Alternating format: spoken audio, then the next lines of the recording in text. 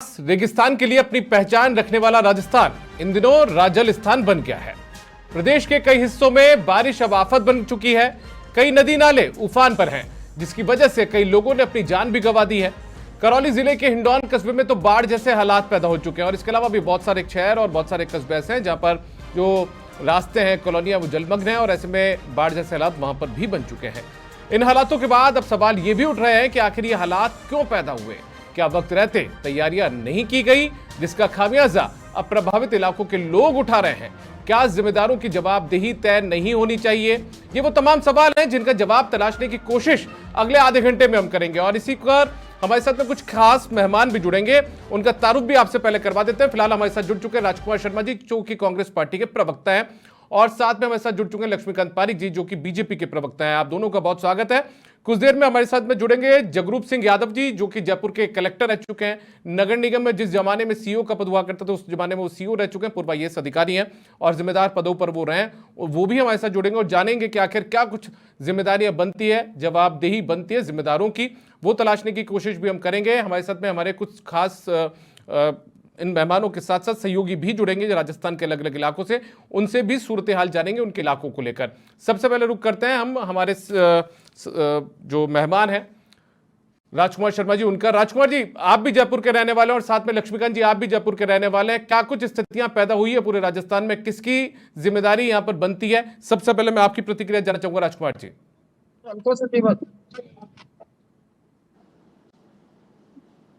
दीपक जी, सबसे पहले तो मैं जो अति बारिश होने के कारण जो लोग डूब के मर गए हैं, अपनी ओर से कांग्रेस पार्टी की ओर से उन सब मृतकों को श्रद्धांजलि प्रकट करता हूं। और जो लोग अस्वस्थ होने के कारण अस्पताल में भर्ती हैं, वो अतिशीघ्र स्वास्थ्य लाभ लें। मैं आपके चैनल पे प्रशासन से अपील करूंगा, मेहरबानी करके जहाँ पर भी बांध है, बड़े नाले हैं या नदियां हैं, वहां पर निश्चित तौर पे वहाँ नौजवान या कोई भी टूरिस्ट आदमी वहां एंड तक नहीं पहुंच पाए और पानी में कोई सेल्फी लेते वक्त या कोई फोटो लेते वक्त डूब नहीं जाए। आपके चैनल पे मैं सभी दर्शकों से भी अपील करना चाहूंगा, लोगों से भी अपील करना चाहूंगा, मेहरबानी करके आप ऐसे स्थान पर नहीं जाए जहां पर पानी ज्यादा बह रहा हो या इकट्ठा हो रखा हो। वो क्या रहा है कि कोई सेल्फी लेने के चक्कर में, कोई रील बनाने के चक्कर में या कोई और मूवमेंट करने के चक्कर में पिकनिक घूमने के बहाने में जब बच्चे चले जाते हैं तो कहीं ना कहीं इस तरह की घटना बढ़ जाती है। और दीपक जी, आप देख रहे हैं जयपुर के अंदर तो ऐसा कभी हाल देखा ही नहीं है। ये जो मंजर हो रखा है, ऐसे लग रहा है जैसे कोई मिनी बाढ़ आ गई है। जयपुर में जो हालात बिगड़े हुए हैं, पूरे जयपुर में आठों विधानसभा क्षेत्रों में पानी की हालत खराब है। साधारण से साधारण कॉलोनियों में और वीवीआईपी कॉलोनियों के अंदर एक दो फुट पानी भरा हुआ है। सारे के सारे जयपुर के राजकुमार जी छोड़ दीजिए इन सब बातों को। जिम्मेदारी किसकी बनती है राजकुमार जी? जिम्मेदारी किसकी बनती है?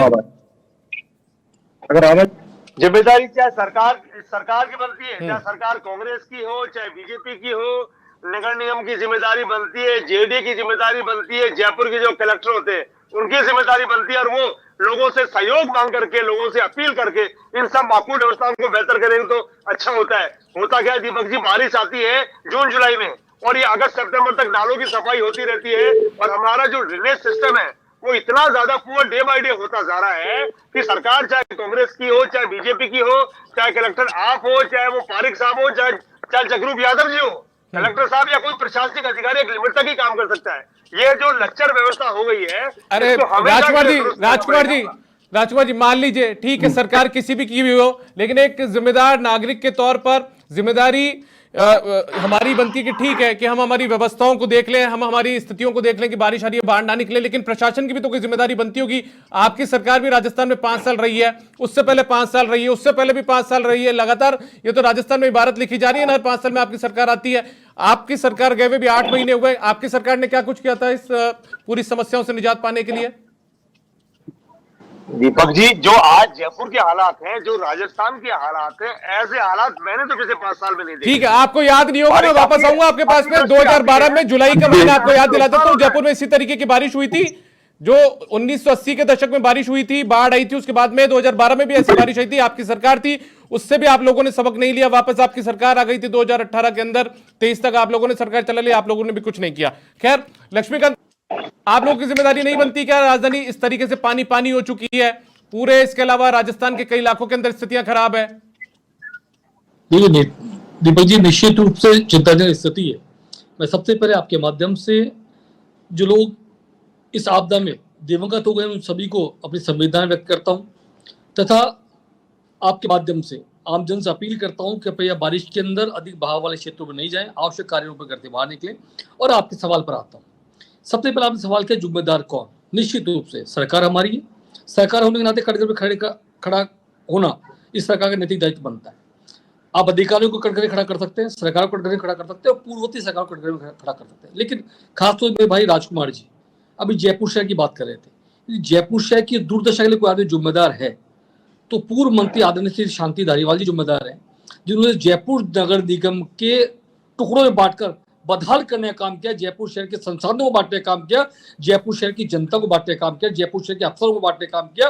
और उसी का दुखद परिणाम है पिछले 5 वर्षों से जयपुर शहर में छोटी सी बारिश होती है तो नाले भर जाते हैं, मॉनिटरिंग का नितांत अभाव हो गया है। तो सीधे तौर पर यदि किसी को जिम्मेदारी के साथ कह सकता हूं तो जयपुर शहर के पूर्व में रहे विधायक और पूर्व मंत्री आदरणीय धारीवाल साहब इसके पूर्णतः जिम्मेदार हैं। आप दीपक जी चारदीवारी के नागरिक हैं, आप चारदीवारी में रहते हैं। आदरणीय राजकुमार जी लंबे समय से कांग्रेस से राजनीति जयपुर शहर में कर रहे हैं। मैं समझता हूँ आदरणीय भंवरलाल जी शर्मा ने जो काम राजस्थान के लिए किया था, इस स्वायत्त शासन मंत्री होंगे, चाहे जयपुर का विकास हो, चाहे सड़कों के माध्यम से नालियों का निकास हो या बावड़ियों का विकास हो या कुओं का संधारण का काम किया गया हो या जयपुर शहर के ड्रेनेज व्यवस्था ठीक करने का काम किया हो, मैं समझता हूँ आदरणीय भंवरलाल शर्मा ने जो नए आयाम स्थापित किए थे उन सबको कूड़े करकट में बहाने का काम किसी ने किया तो आदरणीय धारीवाल जी ने किया। तो सीधे तौर पर यदि कोई जिम्मेदार है तो इस राजस्थान की दुर्दशा के जिम्मेदार तो धारीवाल जी जिम्मेदार है। कोटा में रिवर फंड का मुद्दा रहा हो, चाहे भरतपुर के अंदर ठीक है। अरे मुझे ये बता दीजिए लक्ष्मीकांत जी धारीवाल जी जिम्मेदार है, ठीक है मान लेंगे। धारीवाल जी जिम्मेदार है, मान लेंगे। लेकिन आपकी सरकार है 8 महीने आपकी सरकार आए हुए हो गए, ग्रेटर नगर में आपका राज, आपकी मेयर है, क्या कर लिया इन्होंने? अरे भाई दीपक जी 8 महीने की हमारी सरकार में बताता हूँ। निश्चित रूप से नालों की सफाई टाइम पे करवा ली थी क्या आपने जयपुर के अंदर? एक मिनट दीपक जी, हिंडौन में क्यों स्थितियां बिगड़ी उसको लेकर काम कर लिए क्या आप लोगों ने? अरे हाँ बिल्कुल दीपक जी, बात कर रहा हूँ। देखिए दीपक जी, इस प्रशासनिक क्षमताओं में हो सकता है निश्चित रूप से खामी रह गई हो, इसको मैं स्वीकार करता हूँ। लेकिन हमने इस वर्ष नालों की सफाई में तेजी दिखाते हुए मार्च महीने में नालों के फरवरी और मार्च के महीने नालों को टेंडर कर दिए, अप्रैल मई तक टेंडर नाले साफ करने का काम शुरू कर दिया, बहुत अधिक तक नाले साफ करने का काम सरकार के माध्यम से हुआ गया है। लेकिन लक्ष्मीकांत जी देखिए इस बात को एक्सेप्ट कर लीजिए कि जनपद जैसे इलाके से नालों का कचरा जून के महीने में जुलाई के महीने तक नहीं उठा था, ये आपको मानना चाहिए। इस बात को लेकर कौन सी सफाई आप लोगों ने कर ली? ठीक है, मैं रोकूंगा आपको। जगरूप सिंह यादव जी भी मेरे साथ जुड़े हुए हैं। जगरूप सिंह जी एक मिनट लक्ष्मीकांत जी वापस आऊंगा आपके पास में।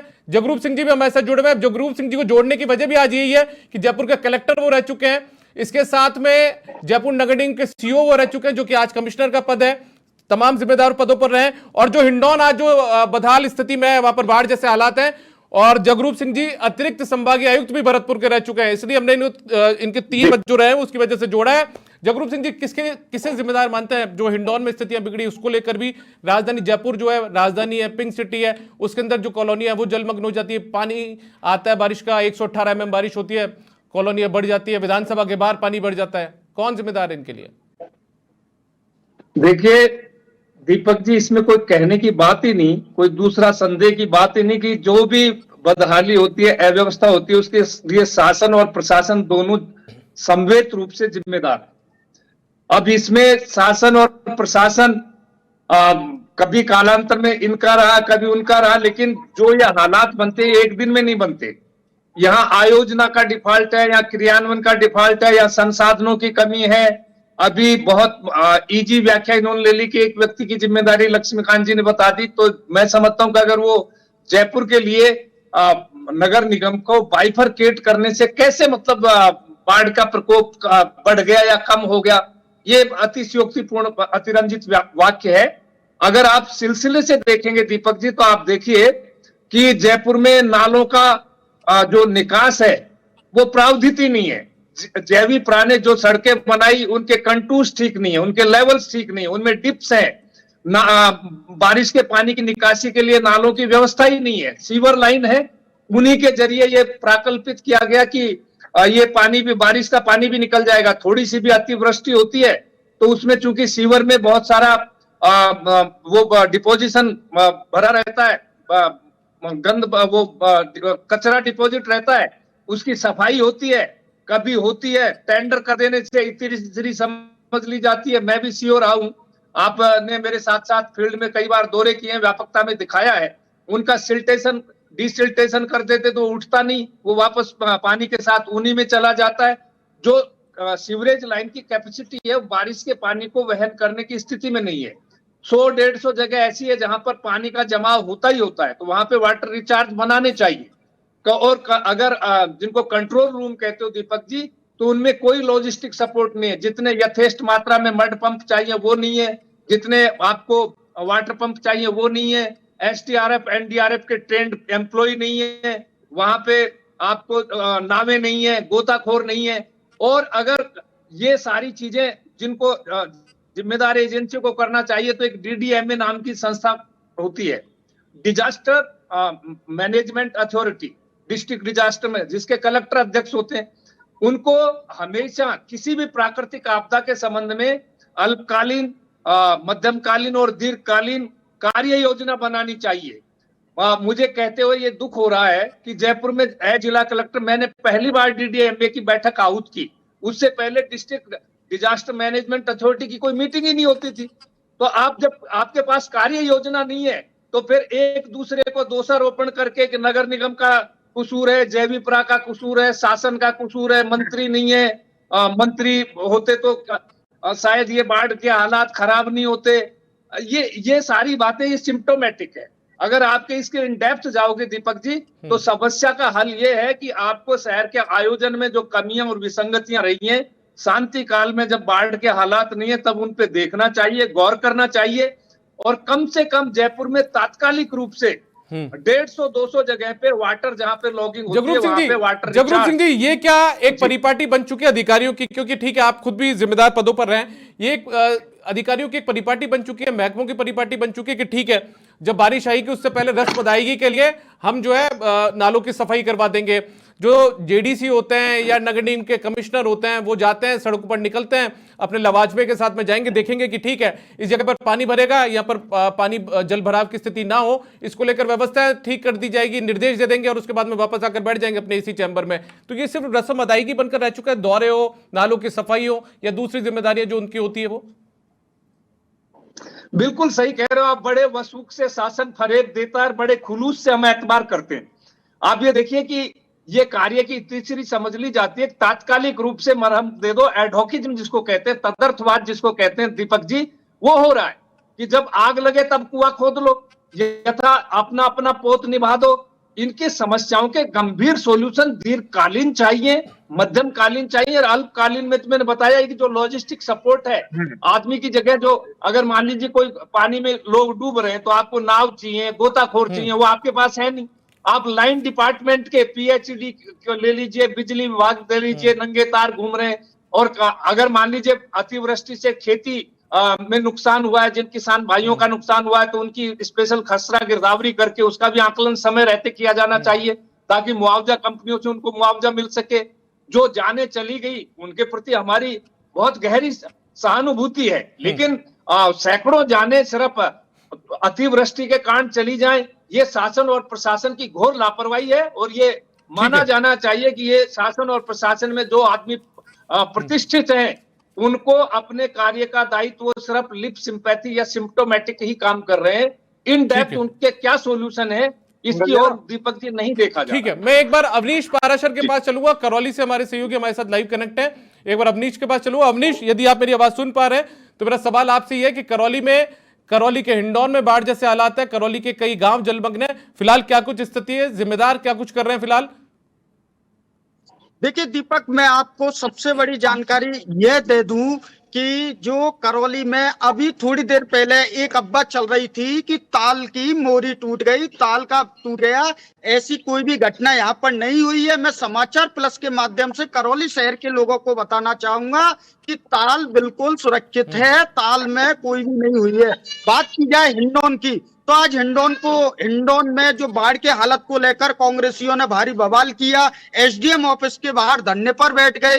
जो करौली धौलपुर के सांसद भजनलाल जाटव, हिंडौन विधायिका अनीता जाटव, वो धरने पर बैठी कांग्रेसियों के साथ जिला अध्यक्ष भी मौजूद रहे और उन्होंने मुख्यतः 3 मांग की कि खारी नाले को तोड़कर जगरबांध में मिलाया जाए और जो पिछले कार्यकाल में इस खारे नाले का जो निर्माण हुआ है उसकी भ्रष्टाचार की जांच कराई जाए और लोगों को जल भराव वाले क्षेत्रों से निजात दिलाई जाए। हिंडौन क्षेत्र की बात करें तो बजाय जो 3-4 दिन से लगातार बारिश हो रही है, वो आज भी यहाँ पर बारिश का निरंतर दौर जारी रहा। बजाय बीते दिनों के बजाय आज ज्यादा अवनीश, एक नाला था वहां पर, उस नाले को तोड़ने की बात की जा रही थी, क्या उसको लेकर कोई काम किया गया जिससे कि जो जलभराव की स्थिति है वो कम हो, खत्म हो? कल संभागीय आयुक्त सामरवल वर्मा, रेंज आईजी राहुल प्रकाश और खुद आज जिला कलेक्टर जो नीलाभ सक्सेना है, पुलिस अधीक्षक, वो मौके पर पहुंचे और उन्होंने चर्चा की। जो जिला कलेक्टर ने कहा कि जो भी महत्वपूर्ण कदम है जल भराव से बचाने के लिए वो उठाए जाएंगे, चाहे वो खारी नाले तोड़ने की बात हो चाहे कोई हो। इधर विधायक का कहना है कि मैं जब तक धरने पे से नहीं हटूंगी जब तक खारी नाले को नहीं तोड़ा जाएगा। ठीक है अवनीश, एक सवाल और जानना चाहूंगा मैं आपसे। कल मेरी वहां पर जो हमारे स्थानीय सहयोगी हैं विष्णु, उनसे भी बात हो रही थी, आपसे भी बात हो रही थी, एक बात निकल कर यहाँ पर सामने आई थी कि वहां पर हिंडौन के रहने वाले स्थानीय जो व्यापारी निवासी, उन्होंने वहां पर ऐलान किया था कि हम धरना देंगे, प्रदर्शन करेंगे। व्यापार मंडल ने ये भी कहा था जो व्यापारिक प्रतिष्ठान है उनको बंद रखेंगे और मांग ये की थी कि यहाँ पर व्यवस्थाएं दुरुस्त कर ली जाए बारिश को देखते हुए, लेकिन प्रशासन के कानों पर जू तक नहीं रेंगी थी इस दौरान। देखिए, बिल्कुल जहां तक बात हो व्यापारियों की या आमजन की, वो आज कांग्रेस के साथ धरने में शामिल थे। रियल में जो व्यापारी हैं उनकी दुकानें बिल्कुल लॉक हैं, उनकी दुकानों में पानी घुस गया, आमजन के घरों में पानी घुस गया और करोड़ों रुपए का यहाँ पर नुकसान हुआ है। करीब 100। ठीक है अवनीश, बहुत शुक्रिया आपका इस तमाम जानकारी के लिए, आप हमारे साथ जुड़े। वापस से हम हमारे जो मेहमान है उनका रुख करते हैं। हमारे साथ में लक्ष्मीकांत पारिक जी जुड़े हुए हैं। लक्ष्मीकांत जी, आप अभी कुछ देर पहले कह रहे थे कि ठीक है हम शासन में हैं तो हमारी जिम्मेदारी बनती है, जवाबदेही हमारी बनती है, ये तमाम बातें आपने कही थी, लेकिन आपने शांति धारीवाल को भी जिम्मेदार ठहराया था। 8 महीने के आसपास का वक्त गुजर चुका है, उनको सरकार से गए हुए, वो यूडीएच मंत्री थे, अब नहीं है यूडीएच मंत्री, अब आपके खुद के हैं। सरकार में आप हैं, जयपुर नगर निगम, जो जयपुर के 2 नगर निगम उसमें से एक नगर निगम आपका है, बोर्ड आपका है, दूसरे में अब आपकी बहुत अच्छी तरीके से चल रही है हेरिटेज नगर निगम, उसमें भी कोई दौराया नहीं है। लेकिन अभी जगरूप सिंह जी जो कह रहे थे उन पर भी तो गौर फरमाना पड़ेगा सर कि जो पर्याप्त संसाधन आपके पास होने चाहिए वो नहीं है, पर्याप्त जो ट्रेंड स्टाफ आपके पास होना चाहिए वो आपके पास नहीं है। चाहे वो सिविल डिफेंस की बात कर लीजिए, एसडीआरएफ की बात कर लीजिए, वो आपके पास नहीं है, गोताखोर नहीं है, नाव नहीं है। जगरूप सिंह जी कह रहे हैं डीएमए की बैठक तक कलेक्टर नहीं लेते हैं, अब इसके पीछे कौन जिम्मेदार है साहब? तो माननीय जगरूप सिंह यादव साहब लंबे समय जयपुर कलेक्टर रहे, माननीय जयपुर नगर में सीओ भी रहे। मैं समझता हूँ आपने अभूतपूर्व काम किए, अपने पेशेंट क्षेत्र में अपने काम करने का प्रयास किया, लेकिन आपके पहले वाले कलेक्टर में, आपके बाद वाले कलेक्टर में प्रशासनिक क्षमता उनकी वही थी जो आपकी है। निश्चित रूप से खामियां, मैंने पहले भी कहा, कुछ खामियां रही है, क्योंकि पिछला शासनकाल जो रहा 5 वर्षों का, उनमें अधिकारियों को लगा नहीं था, क्योंकि सरकार होटल चलती थी, होटल बैठकर विधायक मनोरंजन करते थे और सरकार बचाने के गहलोत जी दिल्ली घुमा करते थे। जो सरकार दिल्ली से चलती हो, होटल से चलती हो, गहलोत सरकार क्या काम कर पाई होगी ये आप सबों को दीपक जी अच्छे से पता है। लेकिन राजस्थान इस बार, मैं राजनीतिक विषय पर नहीं आना चाह रहा, लेकिन आज राजस्थान में इस बार निश्चित रूप से अपेक्षा से अधिक बारिश हुई है, जिससे आप भरतपुर संभाग की बात कर रहे थे, वहाँ इस बार अब तक 11 तारीख तक 570.7 मिलीमीटर बारिश हो चुकी, जो पिछली बार से मतलब होनी चाहिए थी 324, जो लगभग 250 से भी अधिक, 150 से भी अधिक बारिश का रिकॉर्ड इस बार हुआ है। निश्चित रूप से इसका पूरा अनुमान लगाने में शायद हमारा मौसम तंत्र असफल रहा होगा, उसका परिणाम है। लेकिन जहाँ आप खारे नाले की बात करते थे, ये विधायक भी वही थे और सरकार भी इनकी थी, तब इस खारे नाले को तोड़ने की बात इन्होंने क्यों नहीं की, ये तो यही बता सकते हैं। पिछले 5 वर्षों से सरकार से 8 महीने पहले सरकार गई है, तब तक इसमें काम क्यों नहीं किया, ये तो खड़ा प्रश्न जो आज खड़ा कर रहे हैं लोग, जो आज बैठकर धरना दे रहे हैं लोग, आज बैठकर राजनीति कर रहे हैं लोग, आज जिस प्रकार झूठ और फरेब की राजनीति लोग कर रहे हैं, जिस प्रकार के आज लोग संवेदना के साथ खेलने का प्रयास लोग कर रहे हैं, लोगों को भड़काने का काम भी ये लोग कर रहे हैं। तो वैसे तो अपना मानना है कि जो लोग 5 वर्षों सत्ता में थे, यही विधायक थे, इनकी सरकार रहा करती थी, तब इस काम को क्यों नहीं आपने करवाया, ये बड़ा प्रश्न आप खड़ा होता है। और आज भराव हो गया, बारिश ज्यादा हो गई, तो आप जनता को लेकर धरने बैठे राजनीति कर रहे हैं कि तब उठोगे जब नाला टूट जाएगा, नाले के तोड़ने के इम्पैक्ट क्या होंगे, इसका आउटपुट रिजल्ट क्या आने वाले, ये तकनीकी रूप से अभियंता बता पाएंगे। अब मैं जिद करके बैठ जाऊं कि आज तो अमानिशा के नाले को आज ही भर के छोड़ूंगा, तो छोड़ सकता हूँ क्या? या आज ही तोड़ के रहूंगा। अरे भाई ठीक है लक्ष्मीकांत जी, ये तो मान लिया कि खारी का नाला होगा या कुछ और होगा, इन सब को लेकर तो जिम्मेदारियां नहीं बनती, लेकिन जिम्मेदारी इस बात को लेकर तो बनती है कि विश्वकर्मा इलाके के अंदर यदि बेसमेंट खोदकर उसके अंदर मकान बनाकर मजदूरों को रखा जा रहा है और उसके अंदर पानी भरने से यदि कुछ मजदूरों की या वहां रहने वाले लोगों की जान चली जाती है, तो ये जिम्मेदारी तो आपकी बनती है कि आपका ग्रेटर नगर निगम, जहां पर आपकी मेयर है, आपका पूरा प्रशासनिक अमला है, उसको जाकर दौरा करना चाहिए था। 2-2 मंजिला गहरा जो बेसमेंट है वो वहां पर नहीं खोदा जाना चाहिए था। बहरहाल राजकुमार जी, जिम्मेदारी से आप भी बच तो नहीं सकते हैं, हेरिटेज में आपकी भी सरकार है, शहरी सरकार। तो जिम्मेदारी से बच ही नहीं रहे। हम तो सत्ता में थे तब भी जिम्मेदारी लेते थे, आज विपक्ष में तब भी हम जिम्मेदारी का एहसास भारतीय जनता पार्टी को करा रहे हैं। लेकिन मेरे साथी और एक मिनट आपकी एक बार लक्ष्मीकांत जी की बात में और एक चीज और ऐड कर दूं सर, मैं एक बात और ऐड कर देता हूं।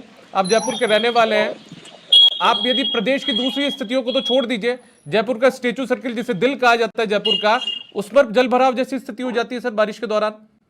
जिस स्टेचू सर्किल को निखारने के लिए आपके तत्कालीन जो सीएस होते थे, उनकी और शांति धारीवाल जी की अदावत, एस अहमद जी की और शांति धारीवाल जी की अदावत सामने आ चुकी थी।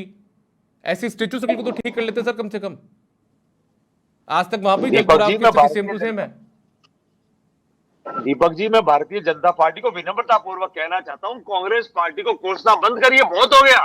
आप काम करिए, बार बार दिल्ली में जाइए, सुबह उठे दिल्ली चले गए, सुबह राजस्थान की सड़कों में घूमिए, जयपुर की सड़कों में घूमिए, प्रशासन की मीटिंग लीजिए। आप देखो जयपुर के नहीं पूरे राजस्थान के हालात क्या हो रहे हैं।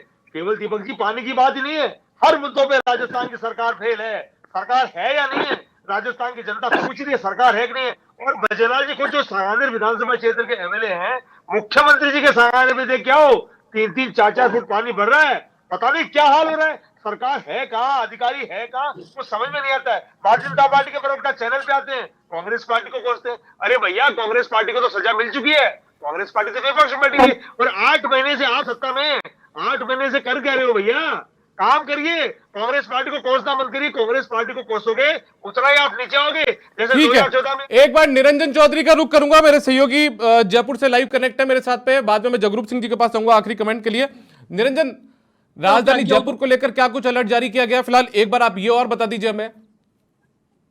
बिल्कुल, देखिए दीपक, अगर मैं अलर्ट की बात करूं तो राजधानी जयपुर में अब जो है ऑरेंज अलर्ट जो है वो जारी किया गया। आगामी 3 घंटे के लिए भारी बरसात की चेतावनी जो है वो जारी की गई। देखिए दीपक, मैं परकोटी के इलाके में हवा महल पर मौजूद हूँ, मगर जैसे ही हम हवा महल से थोड़ा सा आगे जल महल की तरफ जाते हैं तो निचला इलाका जो है वो स्टार्ट हो जाता है और वहां पर जगह जगह पानी भरा हुआ है और वहां से निकलना जो है थोड़ा सा मुश्किल है, क्योंकि जयपुर शहर में 100 mm से अधिक जो है वो लगभग जो है वो बारिश यहाँ पर दर्ज की जा चुकी है। तो ऐसे में जयपुर की स्थिति वाकई में सुबह से लेकर जगह जगह जल भराव की स्थिति बनी हुई है। उसके अलावा कई जगह देखिए, अगर हम बात करें गलता जी में, तो गलता जी में श्रद्धालु नहाने के लिए गए थे, वहां पर 2 श्रद्धालुओं की जो है वो मौत हो चुकी है। उसके अलावा तमाम कानोता बांध की हम बात करें, जगह जगह जनहानि हुई है। उसके अलावा जगह जगह जो है पानी भरा हुआ है। उसके अलावा कहें तो जनजीवन पूरी तरीके से जयपुर में त्रस्त जो है वो नजर आ रहा है। आगामी समय के लिए मौसम विभाग ने फिर से जो है वो अलर्ट जारी किया है। ऐसे में देखना होगा किस तरीके से जो है वो जिला प्रशासन जो है जो कड़ी कहें तो चुनौती है उसके सामने, जिला प्रशासन के सामने उस चुनौती से जो है निपटने के लिए तैयार रहता है। दीपक, ठीक है निरंजन, बहुत शुक्रिया आपका इस तमाम जानकारी के लिए। और हमारे साथ में जगरूप सिंह यादव जी, मैं आखिरी कमेंट के लिए एक बार उनके पास जाऊंगा। जगरूप सिंह जी, जैसा मैंने कल भी तस्वीरें देखी, जयपुर में बारिश आई, बहुत तेज बारिश आई, बताया गया कि 118 mm बारिश आ चुकी है, जो एयरपोर्ट पर जो मापा गया उस हिसाब से। उसके बाद में जयपुर के कलेक्टर बाहर निकले, कंट्रोल रूम जो बनाए गए थे, बाढ़ नियंत्रण कक्ष बनाए गए थे, उनका दौरा उन्होंने कर लिया। बताया गया कि जलभराव की जगह पर भी वो जाएंगे। नगर निगम के जो अधिकारी हैं वो बाहर निकल गए, कमिश्नर बाहर निकल गए हेरिटेज के। उससे पहले बारिश आई तो मेयर बाहर निकलकर कंट्रोल रूम में पहुंच गई। सब ये जब जिम्मेदारों को बाहर निकलना चाहिए, वो बारिश के पहले बाहर क्यों नहीं निकलते हैं? जब बारिश आती है, जब जलभराव हो जाता है, तब जाकर खुद की फोटो दिखाने के लिए, खुद की छवि चमकाने के लिए क्या बाहर जाते हैं वो लोग? सुनते हैं सब बहिश्त की तारीफ, सब दुरुस्त, लेकिन वो खुदा करे कि तेरी जलवागाह हो। मैं ये कहना चाहता हूं कि आपदा में अवसर हम जब तक नहीं तलाशेंगे, हम स्थिति का आकलन ठीक करके जब तक दीपक जी हम कंटिंजेंसी प्लान नहीं बनाएंगे कि किस समस्या का क्या सॉल्यूशन है, बाहर निकलने से, सड़कों पे जी बहलाने से या लोगों की तकलीफ दूर नहीं हो जाएंगी। सड़कों पे घूमने से, चाहे महापौर निकले, अभी राजकुमार जी कहेंगे क्योंकि मंत्री नहीं है, आपदा राहत मंत्री नहीं है, इसलिए बाढ़ आ गई, इस वजह से बाढ़ नहीं आई। बाढ़ तो ऑरेंज अलर्ट, ये आपदा में अवसर देखना चाहिए। पानी जैसी बहुमूल्य वस्तु जो हमारे जीवन का आधार है, उसके हमको, मैं समझता हूं कि जयपुर का ड्रेनेज सिस्टम और जयपुर में आपको वाटर हार्वेस्टिंग सिस्टम, और जहां पर जल भराव होता है वहां पे हार्वेस्टिंग स्ट्रक्चर्स अविलंब बनाने की जरूरत है। और नाले तो मैं समझता हूं कि समय लगेगा उनको बनाने में। अगर 100 mm की बारिश पे कितने जल निस्सरण की क्षमता है, 150 पे कितनी है, 200 पे, इस तरह से वैज्ञानिक ढंग से अगर किसी भी चीज की प्लानिंग करोगे तो चीजें हो जाएंगी। अब सड़कों के कंटूर्स यानी ढलान है उनका, मतलब उनकी समतलता है, वो तो ओवरनाइट तो ठीक नहीं की जा सकती, लेकिन शहर में 200-300 स्थान ऐसे हैं। और प्रदेश भर में जो थोड़ी अतिवृष्टि हुई है उसकी वजह से जान माल के हानि हुई है, कहीं कोई चेतावनी नहीं है। पांचना बांध में पानी छोड़ा गया, जो रेस्पॉन्सिबल लाइन डिपार्टमेंट उसने आया चेतावनी दी थी कि आज संवाद के इतने अच्छे माध्यम है। आपके समाचार प्लस के संवाददाता ने अभी प्रचलित अफवाह का खंडन किया। आज सरकार जन जन तक पहुंच सकती है। तो ये सारी व्यवस्थाओं को देखने का जो काम है दीपक जी, वो नहीं कर रहे, सब एडहोकिज्म से चलाया जा रहा है कि आप तो बोले बुल्ले साओ दियो जाने सानू अपनी तोड़ निभावण दे, आप तो अपना अपना पोत पूरा कर लो। और एक दूसरे पे कार्य बोल, साहब नगर निगम ने काम ठीक नहीं किया, जेडीए ने ठीक नहीं किया, या पीएचडी ने ठीक नहीं किया, इरिगेशन डिपार्टमेंट ने ठीक नहीं किया। इनकी समेकित समन्वित बैठक करके डीडीएमए की मीटिंग में प्लान बनता है जो सब डिवीजन तक जाता है। तो मैं समझता हूं कि कहां कहां बोटलनेक्स हैं, कहां कहां दिक्कतें हैं, उनका चिन्हीकरण होकर दीपक जी उनको फिर नेल डाउन करके और उनके सुदीर्घकालीन और मध्यकालीन और तात्कालिक उपाय होने चाहिए। अगर बाढ़ में लोग फंस गए हैं तो रसद विभाग से आप रसद सामग्री स्टैंड बाई रखते हो, इतना आपको चने रखने चाहिए, लालटेन रखनी चाहिए, त्रिपाल रखने चाहिए, नावें होनी चाहिए। अगर नहीं है तो आज डीडीएमए में 3 अधिकारी ऐसे हैं, पीएम, सीएम और डीएम, यानी जिनको असीमित पावर दे रखी है। वो किसी भी व्यक्ति से, किसी भी संस्था से, किसी भी निकाय से कोई भी सेवा प्रदान करने के लिए कह सकते हैं और वो मना नहीं करेगा। अगर कोई व्यक्ति, संस्था या निकाय अगर मना करता है तो 2 साल का आपराधिक दंड है उसमें। तो इन सारी व्यवस्थाओं को किसी ने देखा नहीं है। बहुत से जिलों में डीडीएमए की आप अपने चैनल के माध्यम से जानकारी कराएंगे तो दीपक जी पता पड़ेगा कि मीटिंग ही नहीं हुई है। आप जब आपने प्लान ही नहीं बनाया, तो जब आपने कुछ जगरूप सिंह जी एक संक्षिप्त में एक चीज और जानना चाहूंगा इन सब चीजों को भी लेकर, जो क्योंकि मैं जयपुर में घूमा आया, मैंने जो चीजें देखी उसको लेकर अतिक्रमण भी एक जिम्मेदार है। लोगों ने अतिक्रमण कर लिए, नालों को कवर कर लिया, उसके लिए वो भी जिम्मेदार है। इसमें ये जो नेता होते हैं, जनप्रतिनिधि होते हैं, इनकी कितनी भागीदारी होती है? क्योंकि जब अतिक्रमण करते हैं और तोड़ने के लिए प्रशासनिक अमला पहुंचता है तो उसके लिए कितने जिम्मेदार ये जनप्रतिनिधि है? क्योंकि इनके फोन भी लगातार आप लोगों के पास आते थे पहले। ये आप ठीक कह रहे हो, जैसे अतिक्रमण किंचित रूप में, जैसे परिवहन के लिए भी वाटर निस्सरण के इन सब में समस्या का कारक है। पर मैं ये कहना चाहता हूँ डीडीएमए में अगर अथॉरिटी में लेके अगर स्थानीय निकाय उनका चिन्हीकरण करके उस मीटिंग की कार्य योजना में शामिल करा दे तो मैं समझता हूँ जनप्रतिनिधि उसको नहीं रोक पाएंगे, उस अतिक्रमण को हटने से। लक्ष्मीकांत जी भी फिर सिफारिश नहीं कर पाएंगे, कहेंगे भाई ये तो जन सुरक्षा का सवाल है, जन सुरक्षा पे जनप्रतिनिधि फिर पीछे हट जाता है, क्योंकि जनमानस का सबसे अधिक दबाव जनप्रतिनिधि पे होता है। पर बाकी इंडिविजुअल लेवल पे उनपे वो अपने कार्यकर्ता या अपने विचारधारा के लोगों का समर्थन करते हैं और सभी शासन प्रशासन में इस तरह की बातें होती हैं। ठीक कह रहे हो आप। चलिए, बहुत शुक्रिया जगरूप सिंह यादव जी, आप हमारे साथ जुड़े। साथ में राजकुमार शर्मा जी, प्रवक्ता कांग्रेस पार्टी, और लक्ष्मीकांत पारीक जी, बीजेपी प्रवक्ता, आप भी हमारे साथ जुड़े। आप तीनों का बहुत शुक्रिया। तो फिलहाल राजस्थान, जो कि अब राज्य स्थान बन चुका है, प्रदेश के कई हिस्सों में हालात बेकाबू है, बिगड़ चुके हैं, बाढ़ जैसे हालात हैं, और इसको रोकने के लिए जो कार्य योजना समय पर बननी चाहिए थी वो नहीं बनी, और जिम्मेदार उसके लिए तमाम शासन प्रशासन के अधिकारी भी हैं, जनप्रतिनिधि भी हैं। ऐसे में सोचना चाहिए कि भविष्य में ऐसी स्थितियों की पुनरावृत्ति न हो, लोगों की जान ना जाए। फिलहाल इस खास पेशकश में इतना ही, इजाजत दीजिए, नमस्कार।